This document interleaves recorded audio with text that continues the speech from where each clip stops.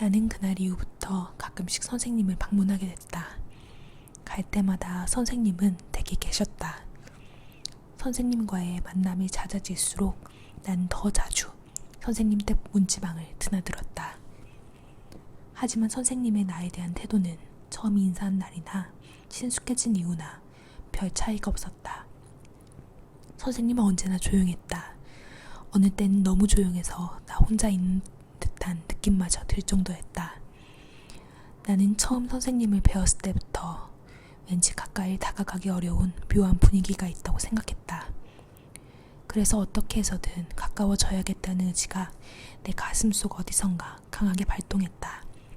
선생님을 상대로 이런 느낌을 가진 사람은 어쩌면 나 혼자일지도 모른다. 그러나 이 직감이 나중에 사실로 입증됐기 때문에 나는 다른 사람들이 유치하다고 하더라도 바보 같다고 비웃더라도 그것을 미리 예견한 나의 직감에 대해서는 아무튼 믿음직스럽게 생각하고 있다. 인간을 사랑할 수 있는 사람, 사랑하지 않고서는 견딜 수 없는 사람, 그러면서도 자신의 품 안으로 들어오려는 것을 두 팔 벌려 껴낼 수 없는 사람이 선생님이었다. 이미 말한 대로 선생님은 언제나 조용했다. 침착했다.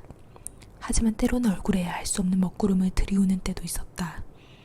새 한 마리가 날아와 창문의 까만 그림자를 들이우는 것처럼. 그러다가 어느새 눈 녹듯 사라져버리긴 했지만 내가 처음으로 선생님이 미간에서 그 구름을 목격한 것은 조시가의 묘지에서 갑자기 선생님 하고 불렀을 때였다. 나는 그 순간 지금까지 순조롭게 뛰고 있던 심장의 고동이 멈추는 느낌을 받았다. 그러나 그것은 일시적인 현상이 지나지 않았다. 나의 심장은 5분도 지나지 않아 평소와 같은 탄력을 되찾았으니까. 나는 그냥 그렇게 내가 목격한 어두운 그림자를 망각해버렸다. 뜻밖에도 그 경험을 떠올리게 된 것은 소춘이 끝나가는 어느 밤의 일 때문이었다.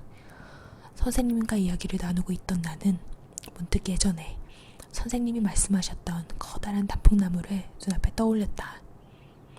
곰곰이 생각해보니 매월 선생님이 정기적으로 성묘 가신 날이 그날로부터 사흘 후였다. 사흘 후는 수업이 오전에 끝나는 홀가분한 날이었다. 나는 선생님께 이렇게 말했다. 선생님, 조시가야에 있는 단풍나무 잎들은 다 졌을까요? 아직 그렇게 벌거숭이가 되진 않았을 겁니다. 선생님이 그렇게 대답하면서 내 얼굴을 바라보셨다. 그러고는 한동안 눈을 떼지 않으셨다. 나는 곧 말을 이었다. 이번에 성묘 가실 때 제가 동행해도 될까요? 선생님과 함께 그 근방을 산책하고 싶습니다. 나는 성묘하러 가는 거지 산책하러 가는 게 아닙니다. 그래도 가신 김에 산책도 하면 좋지 않을까요? 선생님은 아무 대답도 하지 않으셨다.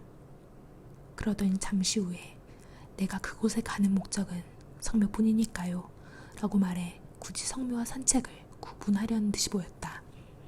나와 동행하고 싶지 않다는 뜻인지 뭔지 직접 말씀하시지 않으시니 확실히 알 수 없었지만 그 당시 나는 선생님이 괜한 고집을 부린다고만 생각했다. 하지만 나는 한 발 더 다가가고 싶었다. 그럼 성묘만이라도 좋으니 함께 데려가 주세요. 저도 성묘할 테니까요. 사실 그때 내게는 성묘와 산책을 구분하는 것이 아무 의미 없었다. 내 말을 듣고 선생님은 눈썹을 약간 찡그리셨다. 눈에선 이상한 광채가 났다. 그 빛은 귀찮다는 눈빛도 싫다는 눈빛도 두려워하는 눈빛도 아닌 딱 잘라 표현할 수 없는 희미한 불안감이 깃들어 있는 눈빛이었다.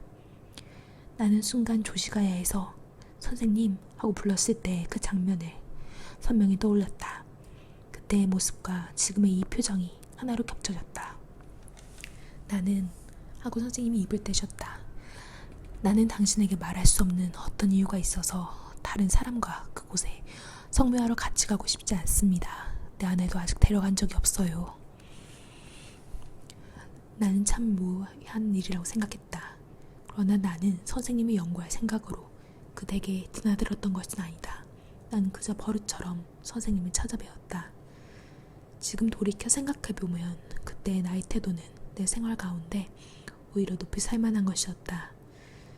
나는 전적으로 그러한 나의 태도 덕분에 선생님과 인간적인 따뜻한 교류가 가능했던 것이라고 생각한다. 만약 나의 호기심이 약간이라도 선생님의 심중을 관찰하려는 기색을 보였다면 두 사람의 사이에 있는 공감의 실은 그 즉시 끊어지고 말았을 것이다. 어렸던 나는 나의 그런 태도를 전혀 인식하고 있지 않았다. 그렇기 때문에 높이 살만하다고 말할 수 있을지도 모르겠지만 만약 그때 내가 내 안에 눈을 떴다면 어떠한 일이 우리 두 사람 사이에 벌어졌을까? 나는 상상만 해도 소름이 끼친다. 그렇지 않아도 선생님은 차가운 눈으로 연구되는 것을 늘 경계하셨다. 나는 매월 2~3번씩 꼭 선생님 댁에 갔다. 내가 출입이 잦아지던 즈음에 어느 날 선생님이 갑자기 물으셨다. 댁은 왜 이리 자주 나 같은 사람의 집에 찾아오는 겁니까? 왜란 이유, 뭐 특별한 이유는 없습니다. 혹시 폐가 됐습니까? 폐라고 할 건 없습니다. 선생님께서 나를 귀찮아 하시는 기색은 찾아볼 수 없었다. 그리고 나는 선생님의 사교 범위가 아주 편협하다는 걸 알고 있었다. 그들은 선생님의 고향 동기생들로부터 그 무렵 도쿄에 살고 있는 사람들은 2~3명에 불과했다. 선생님과 동양인 사람들과는 자리를 같이 한 경우도 있었는데 그들 중 어느 한 사람에게서도 나만큼 선생님에게 친밀감을 느끼고 있다는 인상을 받지 못했다. 나는 외로운 사람입니다. 하고 선생님이 말씀하셨다. 그래서 당신이 나를 찾아와 주는 게 기쁩니다. 그래서 왜 그렇게 자주 오느냐고 묻는 겁니다. 그건 또 무슨 말씀입니까? 내가 이렇게 반문했을 때 선생님은 아무 대답도 하지 않으셨다.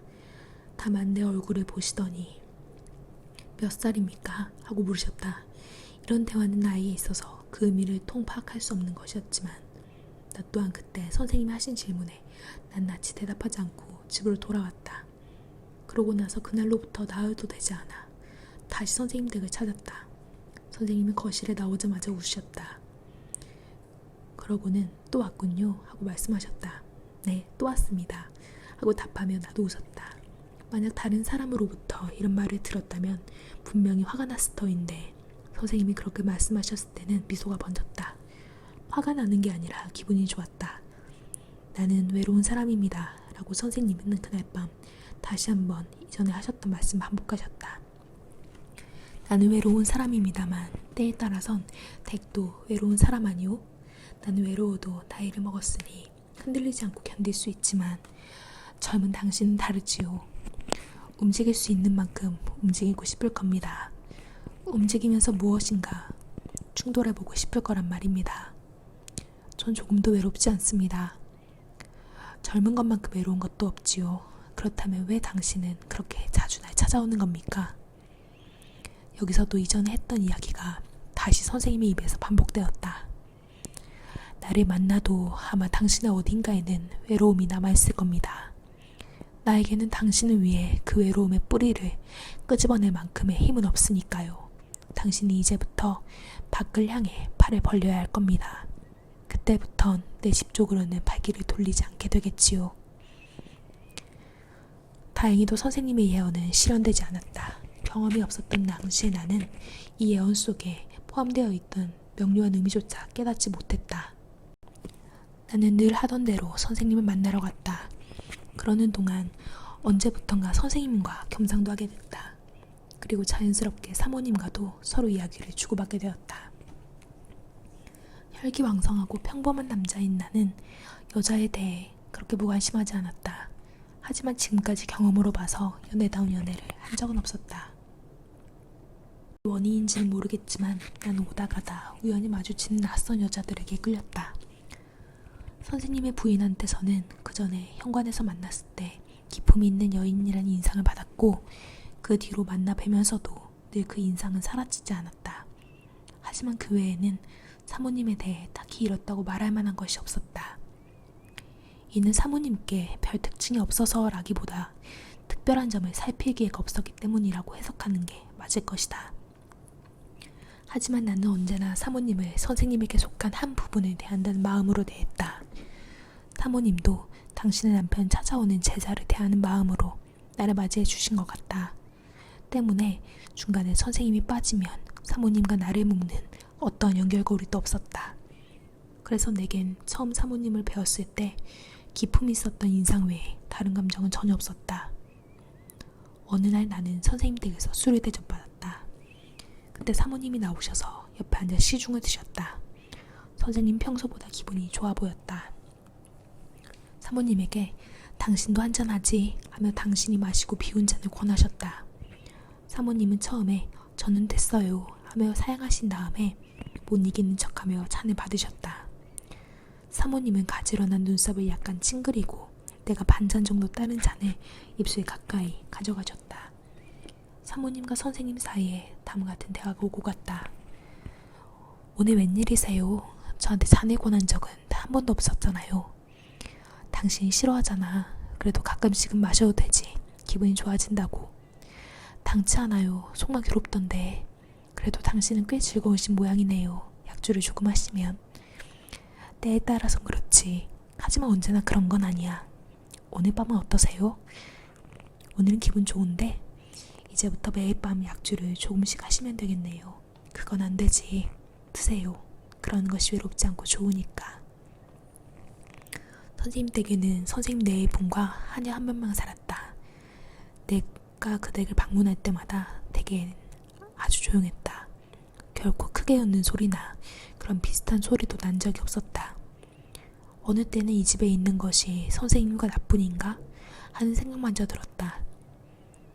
아이가 있으면 좋을 텐데 하고 사모님은 내 쪽을 돌아보고 말씀하셨다. 나는 그렇겠네요 하고 대답했다. 하지만 내가 정말 그렇게 생각해서 사모님 말씀에 동의한 것은 아니었다. 내 아이를 가져본 적이 없었던 당시의 나는 아이들을 단지 귀찮고 시끄러운 존재로만 생각했다. 한 명 입양할까? 하고 선생님이 말씀하셨다. 입양하는 건 좀 그렇잖아요. 당신도 참. 하고 사모님은 다시 한번 내 쪽으로 고개를 돌리며 대답하셨다. 그러자 선생님은 아이는 죽을 때까지 생기지 않을 걸세 하셨다. 이번에 사모님은 아무 말도 하지 않으셨다. 왜요? 하고 내가 대신 묻자 선생님은 천벌이니까 하고 소리내 웃으셨다.